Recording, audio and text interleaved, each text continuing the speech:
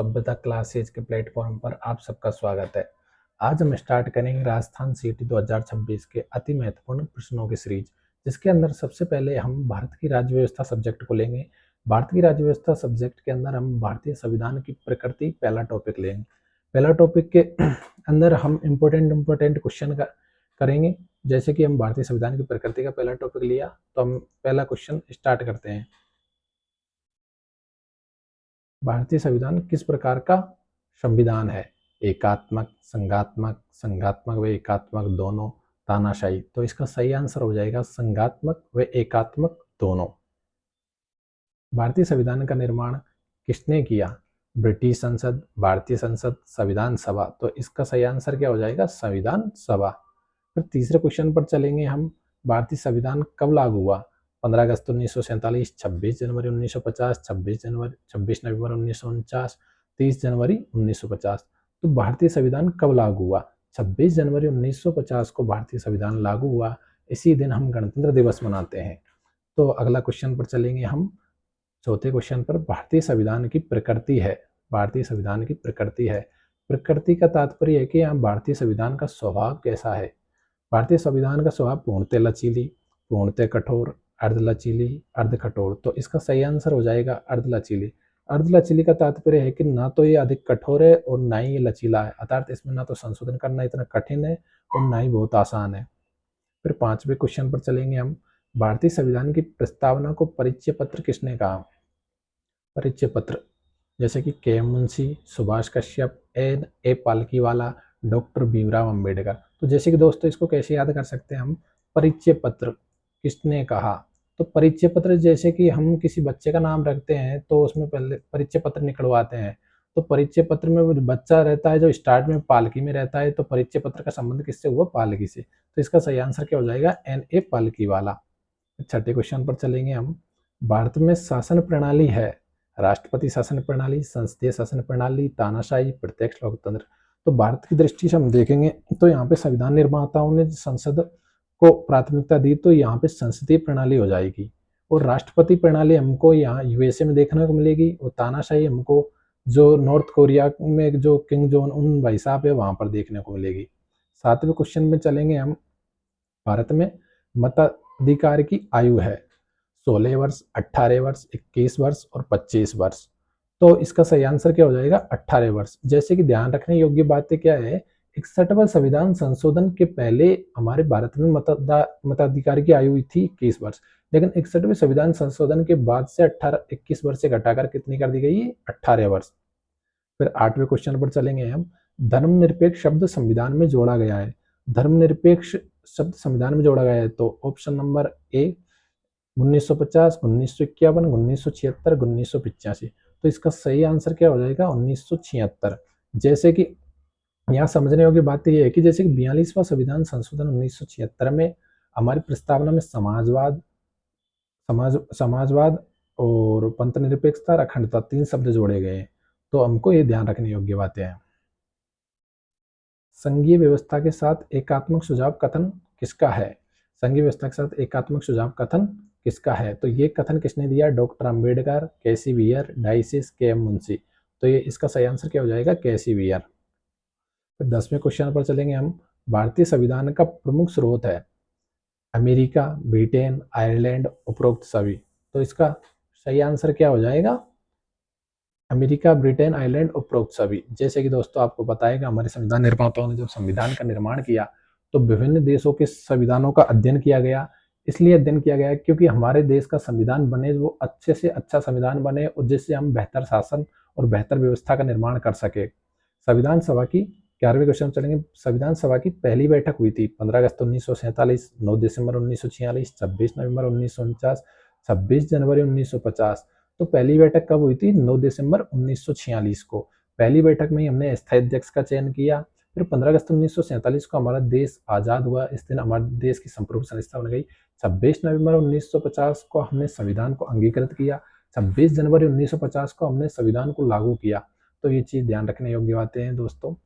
संविधान सभा के स्थायी अध्यक्ष थे पंडित जवाहरलाल नेहरू, डॉक्टर राजेंद्र प्रसाद, अंबेडकर, सरदार पटेल। संविधान सभा के स्थायी अध्यक्ष, देखो इस शब्द पर गौर करना, स्थायी अध्यक्ष थे, तो स्थायी अध्यक्ष की बात आ गई तो हम किसको चयन करेंगे, डॉक्टर राजेंद्र प्रसाद। तो ये अगर दूसरा क्वेश्चन यहीं पे ऐसा आ जाए कि भाई स्थायी अध्यक्ष का चयन कब किया गया, तो 11 दिसंबर 1946 को स्थायी अध्यक्ष का चयन किया गया, 9 दिसंबर 1946 को अस्थायी अध्यक्ष का चयन किया गया था। प्रारूप समिति के अध्यक्ष थे पंडित नेहरू, डॉक्टर राजेंद्र प्रसाद, डॉक्टर अंबेडकर, के मुंशी।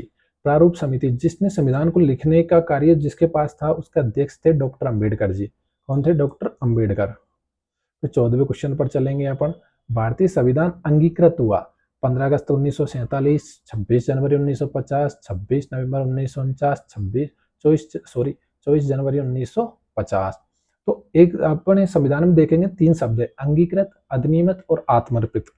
तो अंगीकृत हुआ था हमारे यहाँ संविधान 26 नवंबर 1949 और लागू हुआ था 26 जनवरी 1950 को। अंगीकृत का आएगा तो हम क्या लिखेंगे इसमें, 26 नवंबर 1949 सही आंसर हो जाएगा। फिर 15वें क्वेश्चन पर चलेंगे हम। भारतीय संविधान में मूल रूप से अनुच्छेदों की संख्या थी 390, 395, 400, 410। तो सही आंसर क्या हो जाएगा इसका, 395। 16वें क्वेश्चन पर चलेंगे हम। मूल संविधान में अनुसूचियों की संख्या थी, मूल संविधान में अनुसूचियों की संख्या कितनी थी, मूल संविधान में अनुसूचियों की संख्या थी 8। कितनी थी, 8, है ना। तो अब जैसे कि हम अभी वर्तमान संविधान की बात करें, भाई वर्तमान में अनुसूचियों की संख्या कितनी है, तो वर्तमान अनुसूची की संख्या कितनी है, 12। जिसमें से 9वीं अनुसूची क्या है, भू सुधार अधिनियम, 10वीं अनुसूची क्या है, दल बदल, और 11वीं अनुसूची में क्या है, पंचायती राज, 12वीं अनुसूची में क्या है, नगर पालिका से संबंधित चीजें दी गई है उसमें। अब हम 18वें क्वेश्चन पर चलेंगे। संसदीय प्रणाली ली गई है, किससे ली गई है संसदीय प्रणाली, अमेरिका से, कनाडा से, ब्रिटेन से, आयरलैंड से। जैसे कि हमारे संविधान निर्माता थे जो संसद को प्राथमिकता दी, तो उसमें संसद की प्राथमिकता ब्रिटेन से ली गई है। किससे, संसदीय प्रणाली किससे ली गई थी, ब्रिटेन से। जैसे 19वां क्वेश्चन देखेंगे। नीति निर्देशक तत्व लिए गए हैं अमेरिका से, आयरलैंड से, ब्रिटेन से और फ्रांस से। नीति निर्देशक तत्व, direct principle of state policy, इसका उल्लेख संविधान के भाग 4 के आर्टिकल 36 से 51 में है ना। नीति निर्देशक तत्व, तो ये किससे लिए, हमने आयरलैंड से लिए। मौलिक अधिकार लिए गए हैं ब्रिटेन से, कनाडा से, अमेरिका से, आयरलैंड से। तो ये इसका मौलिक अधिकार का उल्लेख संविधान में कहाँ पर है, मौलिक अधिकार का उल्लेख है संविधान के भाग 3 में आर्टिकल 12 से लेकर 35 तक मौलिक अधिकार का उल्लेख है। ये किससे लिए, हमने अमेरिका से लिए। फिर प्रस्तावना संविधान का भाग है। जैसे कि दोस्तों ये बहुत अच्छा क्वेश्चन है ना। तो जैसे कि अपन देखेंगे, थोड़ा डिटेल में पढ़ेंगे इसको। जैसे कि बेरुवाड़ी केस में देखते हैं, तो उसमें बेरुवाड़ी केस 1960 में सुप्रीम कोर्ट का डिसीजन था कि प्रस्तावना संविधान का भाग नहीं है। फिर हम देखेंगे जैसे कि फिर सबसे बड़ा जजमेंट है वो अपने न्यायपालिका के इतिहास में उसको सब याद किया जाता है, जैसे कि केशवानंद भारती केस 1973। तो उसमें कहा गया है कि प्रस्तावना संविधान का भाग है परंतु इसका स्वतंत्र विधिक प्रभाव नहीं है। तो इस दृष्टि से इसका सही आंसर क्या हो जाएगा, प्रस्तावना संविधान का भाग है ना। फिर हम जैसे कि अब 22वें क्वेश्चन पर चलेंगे। प्रस्तावना को संविधान का भाग घोषित किया गया था Golaknath case, Minerva Mills case, Kesavananda Bharati case, A K. Gopalan case. जैसे कि दोस्तों अभी ऊपर ही हमने डिस्कस किया कि प्रस्तावना को संविधान का भाग कब घोषित किया गया था, केशवानंद भारती केस 1973 में, जो एक लैंडमार्क जजमेंट था। प्रस्तावना में आदर्शों की संख्या है 3, 4, 5, 6। इसकी प्रस्तावना में आदर्शों की संख्या, हमारे संविधान की जो प्रस्तावना है, आदर्श मतलब इसका उद्देश्य क्या है, इसके मूल्य क्या है, तो हमारे संविधान के आदर्श कितने थे, 4। कौन कौन से थे, जैसे कि न्याय, स्वतंत्रता, समानता, बंधुता। न्याय, कितने प्रकार के न्याय की बात की गई है, 3 प्रकार के, सामाजिक, आर्थिक, राजनीतिक न्याय। स्वतंत्रता कितने, 5 प्रकार की, विचार, अभिव्यक्ति, विश्वास, धर्म, उपासना की स्वतंत्रता। समता की, अवसर की समता, प्रतिष्ठा की क्षमता। और बंधुता, राष्ट्र की एकता, अखंडता की वाली बंधुता की बात की गई है। जैसे कि हम 24वें क्वेश्चन में डिस्कस करेंगे। प्रस्तावना की शुरुआत होती है भारत सरकार, हम भारत के लोग, संविधान सभा, भारत एक गणराज्य। जैसे कि हम पहले पढ़ते आए हैं, तो बचपन में जैसे संविधान, जैसे हम प्रस्तावना को पढ़ते थे तो स्टार्ट में सबसे पहले क्या आता था, हम भारत के लोग। तो इसका सही आंसर क्या होगा, हम भारत के लोग। समाजवादी शब्द जोड़ा गया है। जैसे कि दोस्तों मैंने ऊपर भी डिस्कस किया गया, 42वें संविधान संशोधन 1976 में प्रस्तावना में 3 शब्द जोड़े गए थे, समाजवाद, पंथ निरपेक्षता, अखंडता। तो समाजवादी शब्द जोड़ा गया तब 42वें संविधान संशोधन 1976 में। पंथ निरपेक्ष शब्द जोड़ा गया है 42वें संशोधन से, 44वें संशोधन से, 52वें संशोधन से, 61वें संशोधन से। तो ये वही क्वेश्चन दोबारा रिपीट हो रहा है, तो 42वें संशोधन से। प्रस्ताव में भारत को कहा गया है संप्रभु, समाजवादी, पंथ निरपेक्ष, लोकतांत्रिक गणराज्य, समाजवादी लोकतांत्रिक राज्य, संघीय राज्य, धर्मनिरपेक्ष राज्य। तो प्रस्तावना में भारत को कहा गया है, तो क्या कहा गया है? संप्रभु, समाजवादी, पंथ निरपेक्ष, लोकतंत्र, गणराज्य। 28वें क्वेश्चन पर चलेंगे। भारत की संविधान सभा का अस्थायी अध्यक्ष, देखो दोस्तों हमने ऊपर क्या पढ़ा था? स्थायी अध्यक्ष, और यहाँ पे क्या है? अस्थायी अध्यक्ष कौन था? तो अस्थायी अध्यक्ष कौन थे? Doctor BR Ambedkar, Jawaharlal Nehru, Rajendra Prasad, doctor सच्चिदानंद सिन्हा। तो अस्थायी अध्यक्ष का सही आंसर क्या हो जाएगा? सच्चिदानंद सिन्हा। गणराज्य का अर्थ है, 29वें क्वेश्चन में देखेंगे, गणराज्य का अर्थ है राजा द्वारा शासन, वंशानुगत शासन, निर्वाचित राष्ट्र अध्यक्ष, तानाशाही। तो इसका सही आंसर क्या हो जाएगा? निर्वाचित राष्ट्र अध्यक्ष, हेड ऑफ द स्टेट का निर्वाचन होता है। संविधान की आत्मा किसको कहते हैं? मूल कर्तव्य, मौलिक अधिकार, प्रस्तावना, नीति निर्देशक तत्व। संविधान की आत्मा मतलब संविधान का जो मूल मर्म है वो किसमें है? वो प्रस्तावना में है। किसमें? प्रस्तावना में। प्रस्तावना में न्यायिक के प्रकार है, अभी दोस्तों मैंने ऊपर भी डिस्कस किया है। तो प्रस्तावना में न्याय के प्रकार है 3, सामाजिक, आर्थिक और राजनीतिक न्याय की बात की गई है। न्याय के प्रकार है सामाजिक, आर्थिक और राजनीतिक। 32 क्वेश्चन हो जाएगा। 33 क्वेश्चन में देखेंगे अपन स्वतंत्रता के प्रकार है विचार, अभिव्यक्ति, विश्वास और धर्म, है ना। तो स्वतंत्रता के प्रकार हो गए ये। फिर 34वें क्वेश्चन देखेंगे अपन समानता का अर्थ है, समानता का अर्थ है कानून के समक्ष समानता, अवसर की समानता, स्थिति की समानता और डी उपरोक्त सभी। तो इसमें तीनों आ जाएंगे, जैसे कि उपरोक्त सभी इसका आंसर हो जाएगा। बंधुत्व का उद्देश्य है राष्ट्रीय एकता, अखंडता, व्यक्ति की गरिमा।